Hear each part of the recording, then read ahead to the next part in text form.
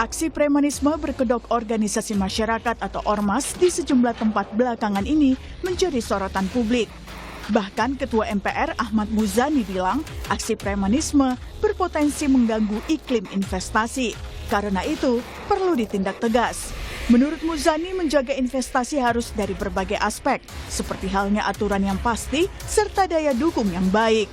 Ada peraturan yang memadai, ada daya dukung yang memadai seperti infrastruktur, tapi juga ada kondisi sosial masyarakat yang juga harus kondusif. Tidak cukup masyarakat kondusif, tapi ternyata ada persoalan infrastruktur yang rusak sehingga mengganggu akses ataupun transportasi. Jika ada satu, dua di antara hal-hal tersebut, tentu saja itu harus segera diselesaikan termasuk oleh kelompok kekuatan masyarakat atas nama apapun. Karena investasi adalah bagian dari hal penting yang menjadi instrumen bagi pembangunan ekonomi suatu negara. Aksi premanisme mengganggu investasi menjadi sorotan saat kabar adanya gangguan ormas pada pembangunan pabrik raksasa mobil listrik asal Cina BYD di Subang, Jawa Barat. Pemerintah Kabupaten Subang pun tidak menampik hal tersebut. Namun, Bupati Subang, Reynaldi Putra Andita memastikan gangguan tersebut sudah diatasi dan memastikan tidak ada lagi premanisme di kawasan industri Subang. Ada laporan mungkin ke BYD Cina bahwa di Subang ini masih marak premanisme. Cuman ketika kita konfirmasi, memang itu kegiatan premanisme yang sudah kita selesaikan kemarin. Khususnya dari Polres sendiri sudah bertindak, sehingga hari ini sebetulnya sudah tidak ada premanisme. Dan mudah-mudahan ke depannya premanisme itu juga di kawasan-kawasan industri kita sudah tidak ada. Karena memang hari ini kita fokus dan concern untuk memberantas premanisme yang ada di Kabupaten Subang. Aksi premanisme meresahkan juga terjadi di Depok, Jawa Barat. Mobil Satreskrim Polres Metro Depok dibakar ormas. Insiden ini terjadi setelah Ketua Ormas TS ditangkap karena terlibat kasus pengancaman dan intimidasi terhadap salah satu perusahaan. Anggota Polres Metro Depok dihadang dan 3 mobil polisi dibakar pada Jumat 18 April dini hari. Selain perusakan mobil, anggota Polres Depok pun terluka. Polisi berhasil menangkap 6 tersangka, sementara 4 lainnya masuk daftar pencarian orang DPO. Saat perburuan, polisi berhasil menangkap 1 pelaku di Siak, Riau. Pelaku berperan menghalangi, memukul polisi, dan merusak mobil. Hingga kini, 3 pelaku lainnya masih dalam pengejaran. Yang pertama, dia melakukan tindakan menghalang-halangi petugas. Ya, dengan secara sadar, dengan secara sengaja, tahu bahwa petugas rekan-rekan kami dari Satreskrim Polres Metro Depok sedang bertugas, dihalang-halangi.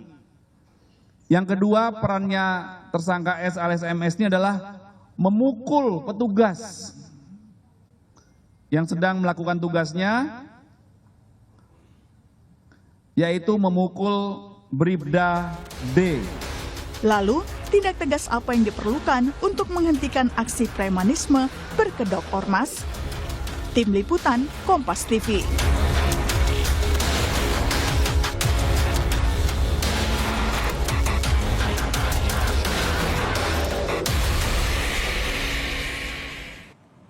Saudara, aksi premanisme berkedok organisasi masyarakat atau ormas di sejumlah tempat belakangan ini menjadi sorotan publik, mulai dari mengganggu pembangunan pabrik hingga pembakaran mobil polisi.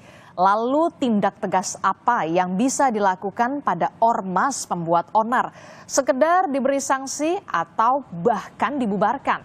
Kita akan bahas soal ini bersama dengan sejumlah narasumber melalui sambungan daring. Sudah ada Wakil Menteri Dalam Negeri, Kang Bima Arya Sugiarto. Selamat pagi, Assalamualaikum, Kang Bima. Selamat pagi, Waalaikumsalam. Oke, kemudian juga ada Wakil Ketua Komisi 2 DPR RI dari fraksi PDI Perjuangan, ada Mas Arya Bima. Selamat pagi, Mas Arya Bima. Selamat pagi. Kemudian ada juga Wakil Ketua Umum Kamar Dagang dan Industri atau Kadin, Pak Sarman Simanjorang. Selamat pagi, Pak Sarman. Apa kabar? pagi Aristi, salam sehat dan semangat selalu. Selamat pagi Kang Bima dan Mas Arya.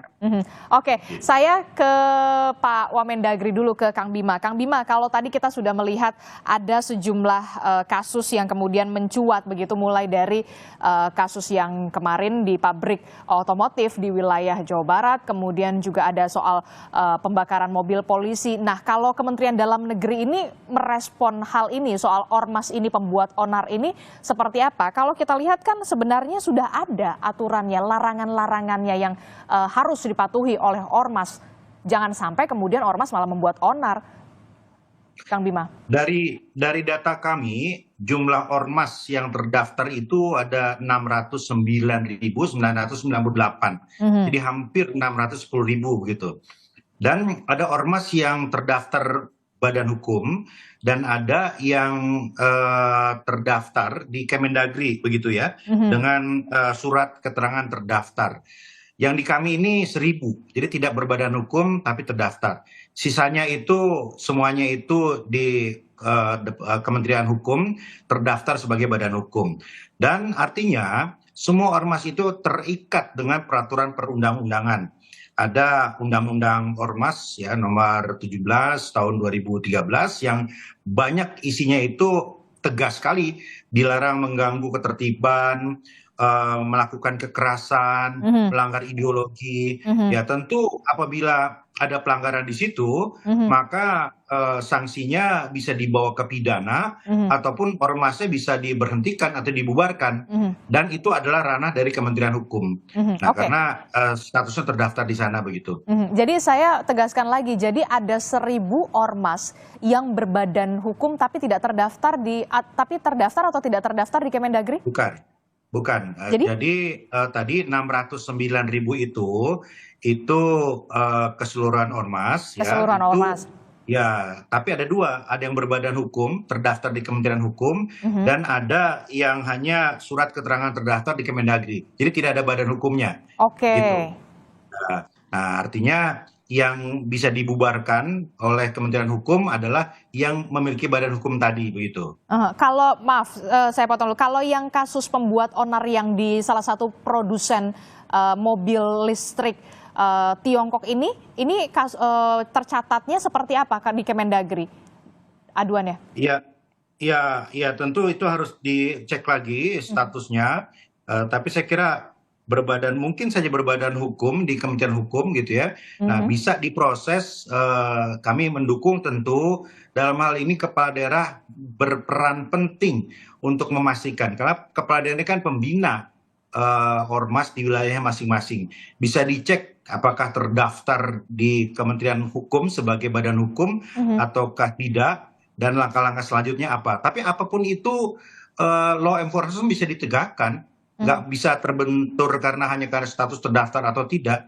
Semua bisa dikenakan pasal-pasal pidana, apalagi sudah ada pasal kekerasan tadi begitu ya. Dan kalau berujung pada pembubaran pun sangat mungkin sekali begitu kalau memang terdaftar sebagai badan hukum. Kalau kita lihat kan sebenarnya ada larangan-larangan ya memang yang harus dipatuhi, idealnya harus dipatuhi oleh seluruh ormas yang ada di Indonesia. Ini bahkan sudah ada di pasal 59, betul ya? Betul, pasal 59 itu dilarang melakukan tindakan permusuhan, kemudian dilarang melakukan kekerasan, mengganggu ketentraman, merusak fasilitas umum. Itu tegas sekali, tegas dan nyata diatur di pasal 59 itu begitu.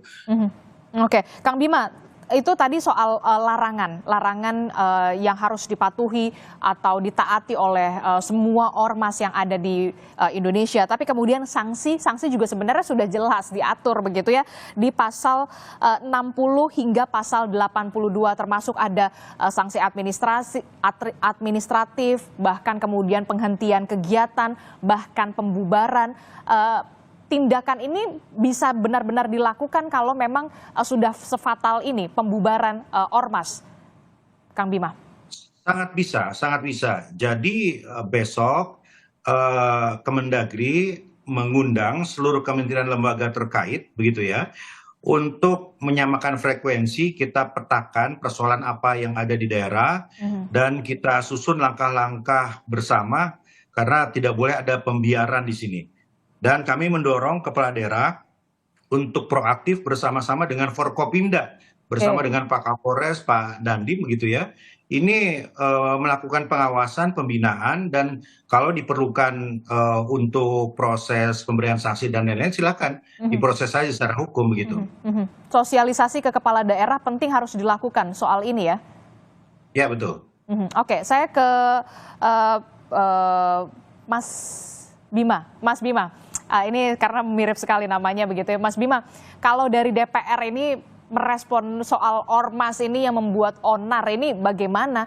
Sebenarnya kalau dari segi aturan kan memang sudah jelas dan sudah terperinci ormas tidak boleh atau dilarang, bahkan sanksinya juga sudah diatur. Bagaimana Anda merespon ini DPR? Ya, kita tentunya mensupport ketegasan dari eksekutif ya, seperti dikatakan Kang Bima ya. Ketegasan ini ya cuma dua, apakah mau dibubarkan atau dibina selanjutnya kan gitu. Kan perlu ada satu evaluasi kegiatan tentang ormas itu kalau memang mengarah pada hal yang terkait dengan pembubaran. Harus dievaluasi, pemerintah harus mengevaluasi terutama yang tadi disebutkan sudah mengganggu atau membuat onar, di mana ada hal yang harus dipastikan terkait tindakan melakukan kegiatan yang melanggar hukum itu yang seperti apa, yang mengancam kondisi kehidupan bermasyarakat kita tuh seperti apa. Ini yang saya kira perlu ada ketegasan biar publik itu juga jelas. Jangan ada kan sudah membuat satu keonaran, tetapi seolah-olah dibiarkan.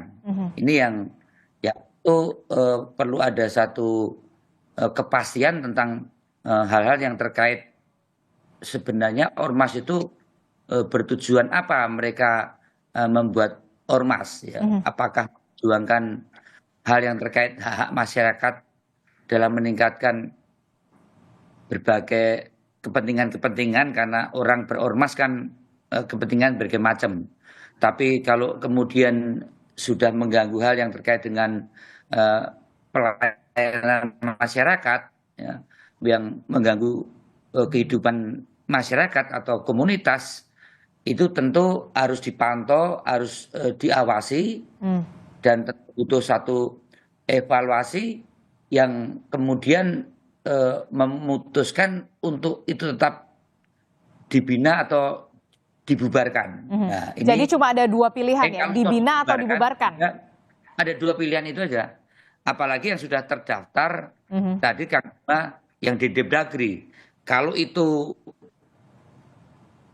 belum terdaftar di Depdagri atau di Kementerian Hukum, segera nanti tentunya Depdagri sebagai pembina lewat stakeholder jajarannya, yaitu pemerintah daerah yang melihat kondisi itu seperti apa terhadap evaluasi kegiatan dari ormas itu seperti apa, yang tentunya perlu mendengarkan masyarakat ya, perlu konsultasi dengan masyarakat atau mendengarkan berbagai masukan masyarakat yang sekarang sudah sangat jelas lewat media. Pemerintah daerah perlu melakukan hal-hal yang lebih proaktif untuk melihat suasana kebatinan masyarakat terkait dengan mereka yang menamakan ormas tersebut. Dan saya masih perlu kejelasan dari Kang Bima, apakah itu langsung bisa dieksekusi oleh pemerintah daerah atau lewat Kementerian Mendagri dan Kementerian Hukum dan HAM. Ada dua opsi, evaluasi, diundang, kemudian diputuskan dibubarkan atau dibina, atau kalau sudah kebangetan ya, mengganggu ketertiban nah, kalau yang masyarakat, kasus kemudian Mas Bim, tapi kalau yang kasus di pabrik produsen otomotif yang di Jawa Barat ini menurut Anda sudah sepatutnya dibubarkan atau gimana? wah ini betul-betul mengganggu ya iklim investasi kita ya. Wong kita itu kalau tidak ada gangguan saja ngundang investasi tidak mudah dengan kompetisi persaingan dengan negara-negara di Vietnam, Kamboja, Thailand. Kalau gangguan semacam itu kita nggak atasi, pasti satu diganggu dalam era saat ini kan menyebar. Menyebar ini pasti akan berakibat. Kemarin ada satu pabrik yang tiba-tiba pasportnya dirampas oleh tim Kementerian imigrasi aja. Itu teman saya yang di Kadin Vietnam itu udah nelpon. Ini kok caranya begini, paspor tiba-tiba diambil begitu saja. Apalagi ada premanisme yang menyebar semacam itu. Jadi menurut saya patut segera dievaluasi dan diberi tindakan. Hilang satu enggak apa-apa lah, ya kan?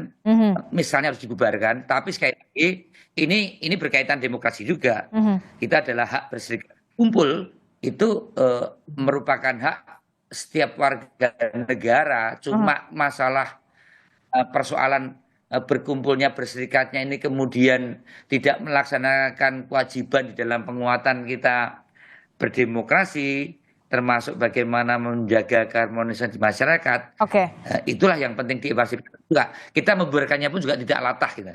Tapi karena begini Mas Bim, pemberian sanksi penghentian kegiatan sementara atau pembubaran ormas tidak bisa dilakukan dengan sembarangan karena harus ada pertimbangan dari Mahkamah Agung hingga DPR.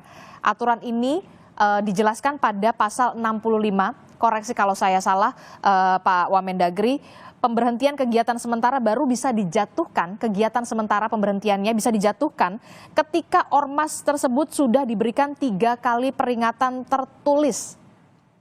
Nah, berarti harus ada DPR juga, Mahkamah Agung juga. Nah, ini gimana nih DPR kalau begini? Mas Bim.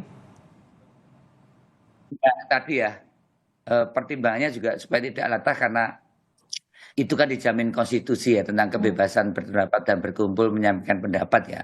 Ini kan dijamin, berserikat memang dijamin dan dilindungi. Ya. Dilindungi oleh apa? Oleh konstitusi. Karena itu merupakan eksistensi dan ekspresi kita berdemokrasi. Namun demikian harus sangat dicermati, betul-betul dicermati bahwa hak dan kebebasan tersebut bukan tanpa batas. Gitu. Betul. Saya setuju. Tanpa batasnya yang seperti apa?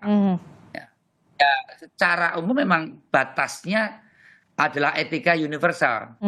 Ya, hal yang menyangkut kehidupan bersama. Tidak mungkin itu tidak tanpa batas. Nah, tadi dipersoalkan hal yang terkait tanpa batasnya adalah terkait dengan batas kebudayaan dan batas di dalam kita menempatkan dalam keberagaman kita bernegara, berbangsa. Itulah kemudian saya belum tahu persis, nanti Kak bisa menjelaskan sejauh mana intoleransi kemudian tanpa tenggang rasa ini tidak dijalankan oleh ormas-ormas tersebut yang inilah perlu ada tindakan represif yang harus dipayungi oleh undang-undang, entah represif dibina atau represif untuk dibubarkan. Sejauh mana ini diatur undang-undang, disitulah saya kira perlunya evaluasi undang-undang tersebut supaya ada hal pencegahan atau penertiban yang bisa dilakukan. Bahkan dari saya dengar Mendagri hanya pembinaan. Nah itu saya tangkap perlu ada evaluasi soal undang-undang atau aturan itu yang kemudian mengaturnya. Terus kepolisian seperti apa? Mempunyai kewenangannya itu. Saya tangkap perlu ada evaluasi soal aturannya begitu ya. Saya ke Pak Sarman dulu. Pak Sarman, dari Kadin sendiri sudah menerima aduan sebenarnya banyak nggak sih ormas-ormas atau oknum-oknum ormas ini yang kemudian membuat onar, ada dugaan premanisme dan sampai berujung kepada berpengaruh kepada iklim investasi kita, mengganggu iklim investasi kita, Pak Sarman? Ya, kalau dari Kadin bukan hanya sekedar aduan, tapi yang viral juga di media juga sudah banyak praktek-praktek itu, gitu loh. Ya kan, kita tidak, sebenarnya kalau kita begini ya, sebenarnya praktek-praktek ini udah cukup lama. Tapi memang ini sudah sangat mengkhawatirkan.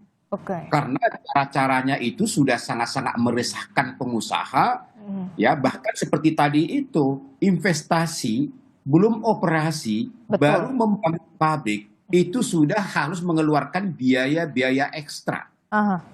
Ini kan sangat mengkhawatirkan gitu loh. Dan ini bukan rahasia umum lagi ya? Betul, nggak jauh-jauh loh. Misalnya banyak sekali kita lihat viral bagaimana truk-truk yang mengangkut komoditi-komoditi kita harus dipalak oleh preman di jalan. Kalau tidak dikasih tidak boleh lewat. Itu banyak. Satu. Yang kedua, coba kita lihat kalau belanja di pasar-pasar tradisional di Jakarta aja.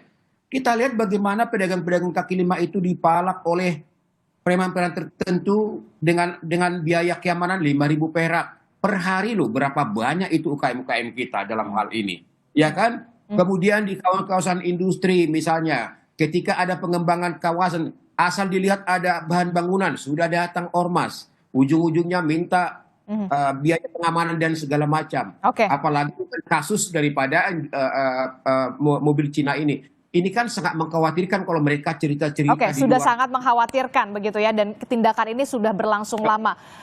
Pak Wamendagri, Kang Bima, sepertinya tidak perlu lagi pembinaan, tapi perlu ada tindakan tegas. Tapi kemudian aturannya jika ormas harus dibubarkan harus ada putusan pengadilan. Menteri Anda, Mendagri Pak Tito Karnavian bahkan mengusulkan adanya revisi undang-undang ormas. Sudah saatnya kah kemudian undang-undang ormas ini direvisi? Pak Wamendagri, Kang Bima, audionya maaf masih di mute. Silahkan. Ya, sebetulnya dalam undang-undang ormas yang baru itu tahapan pembubaran itu jauh lebih sederhana. Artinya dalam kondisi khusus bisa saja ormas itu dibubarkan tanpa prosedur yang ribet, berbelit dan panjang, gitu ya. Itu yang pertama. Nah, yang kedua, revisi yang dimaksudkan Pak Menteri ini lebih kepada evaluasi secara menyeluruh terkait dengan mekanisme anggaran, ya, transparansi anggaran, karena banyak sekali ormas yang melakukan pungli, menjadi debt collector ataupun sumber dana yang tidak jelas, itu adalah sumber persoalan juga. Jadi ormas ini adalah ormas-ormas yang fokus kegiatannya ya ke arah sana. Nah, artinya perlu mekanisme yang lebih kuat lagi untuk memastikan transparansi itu. Itu poin kedua. Nah, poin terakhir, mari kita bedakan antara ormas yang perlu dibina dan ormas yang memang harus dipertimbangkan untuk dikaji ulang keberadaannya, termasuk opsi pembubaran. Nah, karena itu besok Kemendagri bersama dengan kementerian terkait mengumpulkan juga Kesbang. Nah, ini Kesbang ini jaringan Kemendagri di seluruh Indonesia yang melakukan fungsi pembinaan kepada ormas di bawah pengawasan dari kepala daerah. Nah, kita akan evaluasi semua dan sejauh mana kemudian kita bisa bersama-sama mengambil langkah tegas terkait dengan peristiwa terakhir tadi yang memang meresahkan. Pesan Anda kepada kepala daerah soal ini, karena kan banyak juga kepala daerah yang dalam tanda kutip ya takut ini masuknya ke gray area, area abu-abu begitu ketika sudah berurusan dengan ormas begitu. Apa yang ingin Anda sampaikan, Kang Bima? Kepala daerah itu wajib merangkul semua elemen di daerahnya, tetapi tentu merangkul itu dalam konteks pembinaan yang positif. Nggak boleh melalui pola-pola transaksional, apalagi hanya kepentingan politis gitu. Jadi pembinaan ini harus diikuti dengan pemberdayaan, karena banyak sekali kepala daerah yang terjebak ke dalam pola-pola transaksional, kepentingan politik, kepentingan pengamanan, ya suara dan sebagainya. Nah, ada yang seperti itu. Nah, ini harus transformasikan menjadi pembinaan dan pemberdayaan secara ekonomi. Jadi secara jangka panjang ini masalah terselesaikan, bukan hanya masalah-masalah sesaat saja begitu. Terakhir, apakah nanti akan ada komunikasi atau pertemuan yang dilakukan oleh DPR untuk membahas kemungkinan adanya usulan revisi undang-undang ormas ini, termasuk juga kepada pihak-pihak terkait, Kadin salah satunya, begitu, yang kemudian juga punya imbas yang cukup bisa dikatakan meresahkan sekali begitu dengan adanya oknum-oknum ormas yang membuat onar ini dan sudah mengkhawatirkan. Ya, besok kan kita lakukan pertemuan itu, ya, dan tentu kalau nanti ingin diangkat oleh teman-teman Komisi 2, kita siap. Oke. Baik, terima kasih Kang Terima Bima kasih. Arya, Wamendagri sudah bergabung Terima kasih. bersama kami. Karena setelah ini Terima kalau kasih, tidak ya. salah Kang Bima juga ada kegiatan selanjutnya ya Kang Bima ya. Ya. Oke, baik, terima kasih Kang Bima. Terima kasih. Oke, selanjutnya kami masih akan lanjutkan bersama dengan Mas Bima Arya, kemudian Pak Sarman Simanjorang. Nah, Pak Sarman, ini kalau tadi sudah dikatakan oleh Kang Bima begitu, Pak Wamendagri mengatakan akan ada pertemuan ini. Anda berharapnya win-win solutionnya akan seperti apa? Tapi jangan dijawab, usai jeda kami akan kembali. Tetaplah bersama kami di Sapa Indonesia Pagi.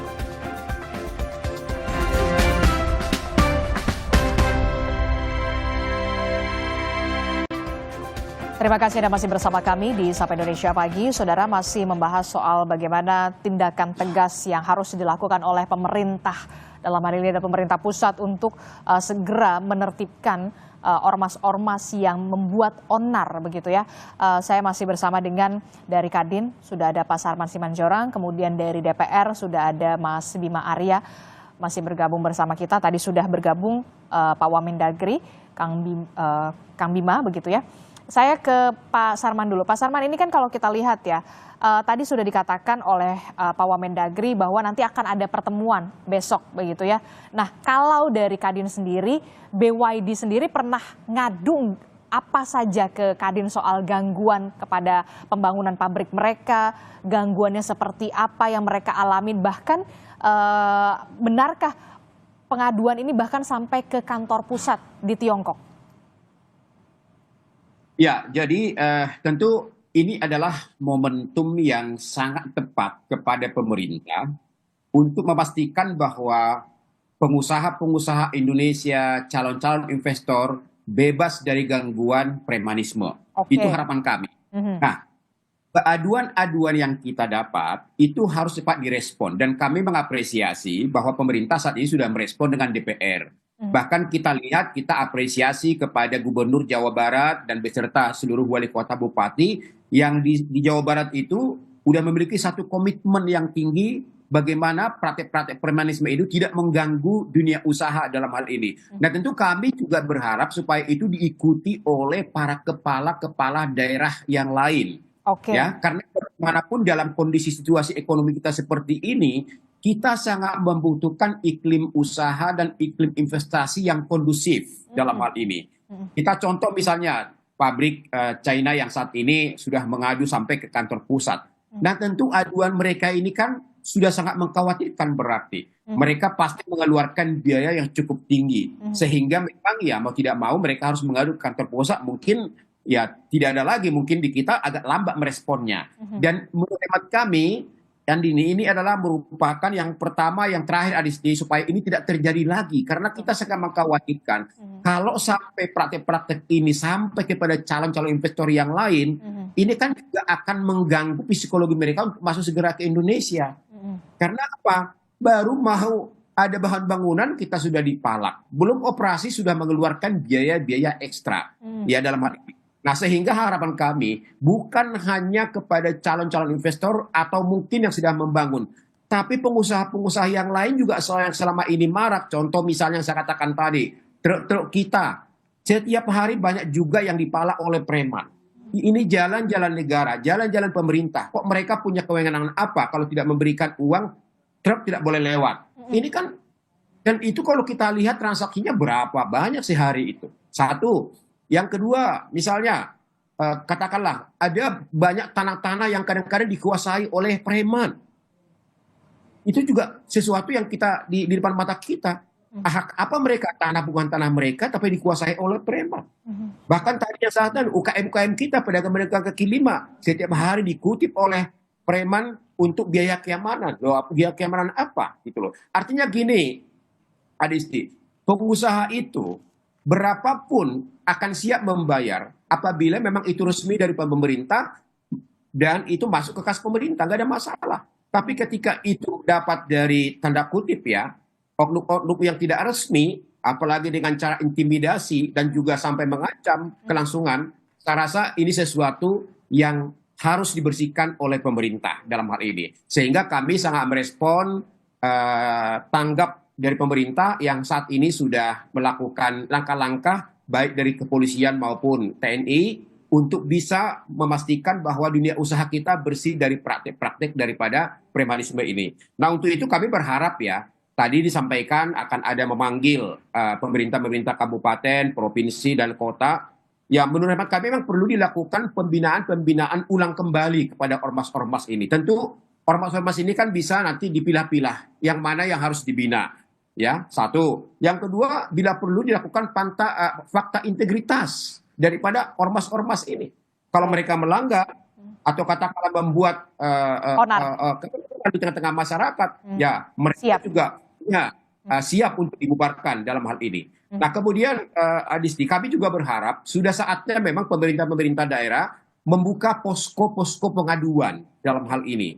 Ya, di tingkat pusat mungkin ada satgasnya, tapi di tingkat daerah harus ada posko-posko pengaduan supaya pengusaha-pengusaha yang mendapat katakanlah intimidasi atau mungkin ancaman ataupun pemerasan dari kelompok-kelompok preman ini itu cepat mengadu dan cepat direspon oleh pemerintah daerah. Betul. Sehingga apa? Sehingga pengusaha-pengusaha kita tidak memiliki keresahan dalam melaksanakan berbagai aktivitas mereka begitu. Oke, Mas Bim, Anda setuju dengan apa yang disampaikan oleh Pak Sarman Simanjorang ini? Sudah mengkhawatirkan sekali begitu. Investor saja sulit, kita cari investor aja sulit, sudah ada investornya malah seperti ini di dalam negerinya. Mas? Ya, jelas sekali ya seperti apa yang disampaikan oleh Pak Sarman ya. Yang tegas-tegas bahwa premanisme ini atau organisasi masyarakat ini yang sudah mengancam ya, dan yang meresahkan masyarakat, apalagi mengganggu pertumbuhan ekonomi dan dalam situasi yang sekarang tadi dikatakan oleh Pak Sarman nggak mudah loh untuk menarik investasi saat ini. Betul. Saat ini kita kompetisi dengan berbagai negara untuk memfasilitasi investasi ya. Ada Vietnam. Ya, kami justru yang akan kami cermati itu kan seolah-olah saya katakan, terima kasih beberapa tindakan yang dilakukan di kawasan industri sudah berjalan, di kawasan Batang ditangkap. Tapi kan banyak atau investasi yang di luar kawasan kan itu. Seolah-olah beberapa hal yang terkait dengan keonaran preman ini semi dilegalkan. Ya, pungutan-pungutan yang seperti dikatakan Pak Sarman tadi semi dilindungi gitu. Ini yang harus dibicarakan dengan berbagai stakeholder yang ada. Bahkan mulai menjadi role model beberapa ormas-ormas yang konotasinya dipersepsikan sebagai organisasi yang cenderung berkegiatan premanisme ini dekat dengan negara, dekat dengan pemerintah, dekat dengan ormas besar partai politik misalnya gitu. Nah, ini yang seolah-olah kemudian ambigu, kemudian diklaim ke bawah bahwa dalam lindungan si A, si B, si C, yang saya baca di media sosial, restoran itu tanpa ada kejelasan formal pengeluaran yang ada secara legal, 3 juta dia keluarkan per bulan hanya untuk biaya keamanan. Yang itu nyata betul kalau terlambat tempat restorannya itu menjadi tidak aman. Berapa restoran gede gitu ya. Ini yang semacam ini tentu kami akan membicarakan. Dan apakah kemudian DPR akan juga memanggil Kemendagri dan juga pihak-pihak terkait lainnya untuk duduk bareng bersama menyelesaikan, membenahi aturan soal ini, jangan sampai kemudian berdampak yang tadinya mau invest di Indonesia malah beralih mungkin ke Vietnam ya Pak Sarman ya. Itu kan Betul yang sekali. kemudian dikhawatirkan. Kita aja udah nyari investor aja udah susah sekarang gitu. Ya, artinya gini, bahwa memang kita lihat bahwa persaingan kita untuk mendapat investasi itu sangat-sangat tinggi. Betul. Kita contoh misalnya yang namanya Vietnam, Betul. itu betul-betul karpet merah mereka berikan. Betul. Bukan hanya di titik keamanan, tanah aja mereka siapin. Nah, kalau kita tidak bisa katakanlah memenuhi atau bersaing dengan Vietnam dengan fasilitas yang diberikan, maka ya pihak akan banyak investor akan pindah ke Vietnam dalam hal. Tapi kita punya keunggulan bahwa niat daripada investor untuk masuk ke Indonesia itu sangat tinggi gitu loh. Momentum ini harus kita manfaatkan dengan apa? Menciptakan iklim usaha dan investasi yang kondusif. Berikan mereka rasa kenyamanan. Berikan mereka bahwa negara hadir untuk melindungi mereka dan mereka happy menanamkan modalnya di Indonesia. Itu yang menjadi harapan kami dari pengusaha. Nah tentu dalam hal ini memang tadi Wamendagri sudah menyatakan bahwa akan dilakukan revisi-revisi atau mungkin pembinaan ulang. Ya saya rasa ini momentum yang tepat. Artinya ormas-ormas memang kalau tidak bisa dibina atau juga mengulangi prakteknya ya bubarkan saja gitu loh. Kenapa negara tidak bisa tegas dalam hal ini? Nah, cuman memang menarik juga yang disampaikan oleh Mas Arya Bima tadi. Memang ini perlu koordinasi dengan semua stakeholder dalam hal ini. Kita ingin bahwasanya pembinaan terhadap ormas ini harus juga dibarengi dengan penegakan hukum. Tadi kan sudah jelas di undang-undang ormas itu sudah jelas dikatakan bahwa mereka dilarang membuat keonaran dalam hal ini. Saya rasa ini kan bisa ditegaskan di lapangan, penegakan hukum. Ya, kalau memang sudah meresahkan dan sudah banyak, ya negara harus hadir memberikan tindakan hukum yang tegas. Masih layak akan dipertahankan atau dibubarkan dalam hal ini. Karena jangan sampai ini berkepanjangan yang akhir-akhirnya mengganggu iklim usaha dan investasi kita. Gitu. Oke, saya sepakat apa yang dikatakan oleh Pak Sarman begitu ya. Investor itu cuma butuh kenyamanan, keamanan begitu ya. Jangan sampai saingan kita Vietnam aja sudah memprovide semuanya. Ayo yang mau invest ke Vietnam begitu. Nah, kita apa begitu. Itu yang kemudian harus benar-benar dibuat nyaman, dibuat aman begitu ya. Mas Arya, apakah nanti kemudian akan ada duduk bersama Kemendagri, stakeholder lainnya, bahkan sampai kepala daerah? Karena kan yang kita takutkan adalah kepala daerah juga oke kalau di Jawa Barat kita tahu begitu kan dari kepala daerahnya sudah tegas. Tapi bagaimana dengan wilayah-wilayah lainnya begitu? Jangan sampai kemudian istilahnya ada dugaan pembiaran juga dari kepala daerah begitu ya. Karena juga ada gray area, ada area abu-abu di sana begitu. Mas Bim, Mas Arya. Ya, tindakan tegas seperti tadi bahwa terkait dengan ormas apakah itu sudah melanggar hukum, apakah sudah mengancam situasi sosial kemasyarakatan kita atau mengganggu ketertiban masyarakat, itu tidak bisa tidak dilakukan suatu tindakan tegas dari pemerintah pusat, pemerintah provinsi, dan pemerintah kota kabupaten lewat berbagai aparat yang ada. Harus ada ketegasan. Kalau tidak, itu akan mewabah. Pasti akan diikuti dalam bentuk-bentuk tindakan premanisme, aktivisme yang mengganggu ketertiban sosial, bahkan mengganggu keamanan termasuk para investor. Nah, saat ini Komisi 2 baru melakukan rapat koordinasi dengan pemerintah yang baru, pemerintah daerah, gubernur, bupati, wali kota. Memang yang dibahas adalah mengenai hal yang terkait dengan transfer daerah, badan usaha milik daerah, serta badan layanan umum daerah yang kita cermati mensikapi berbagai hal yang terkait dengan efisiensi anggaran. Tapi akan kita tambahkan, kita usulkan rapat dengan gubernur, bupati, dan kepala daerah satu materi hal yang terkait dengan bagaimana menjaga hal yang terkait dengan situasi gangguan ketertiban masyarakat yang terkait dengan tindakan premanisme ini yang dilakukan oleh ormas. Kalau premanisme dilakukan oleh individu itu malah cepat tertangani, malah tetap cepat didor atau ditangkap. Ya.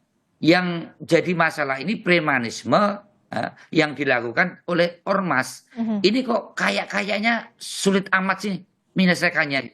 Ini yang tentunya nanti akan kita tambahkan materi bagaimana melakukan berbagai hal yang terkait dengan upaya pembinaan tadi, atau bagaimana melakukan tindakan represif atau pembubaran untuk hal yang terkait dengan ormas yang melakukan keonaran untuk segera bisa diatasi secara cepat daripada itu nanti membabah. Karena kalau tindakan kayak gini membabahnya cepat kok. Tindakan baik itu sulit membabah. Tapi premanisme kalau itu dibiarkan dan diglorifikasi di media, kalau dibiarkan itu membabahnya akan cepat. Dan kami Komisi 2 akan menambahkan materi itu dalam rapat dengan kepala. Dan kapan hari-hari. rapat Termasuk dengar pendapat itu akan dilakukan, Mas Bim, Mas Arya? Kapan rapat itu akan dilakukan, RDP itu akan dilakukan? Pekan ini atau? Sudah dilakukan saat ini, hari ini nanti jam 1 kita rapat, besok kita jam 10 kita rapat dengan seluruh kepala daerah, baik itu provinsi, kabupaten, kota. Nanti jam 10 kita rapat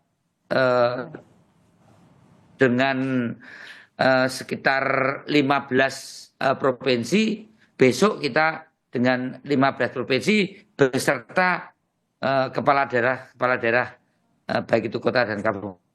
Oke, kita harapkan tentu ada ketegasan yang benar-benar dilakukan, termasuk juga solusi komprehensif, begitu sikap komprehensif yang dilakukan oleh pemerintah, melewati juga dari DPR juga, begitu ya. Rapat nanti jam 10 akan ada materi itu juga. Apa yang Anda akan titipkan, Pak Sarman, kepada Komisi 2 jam 10 nanti Ya, loh?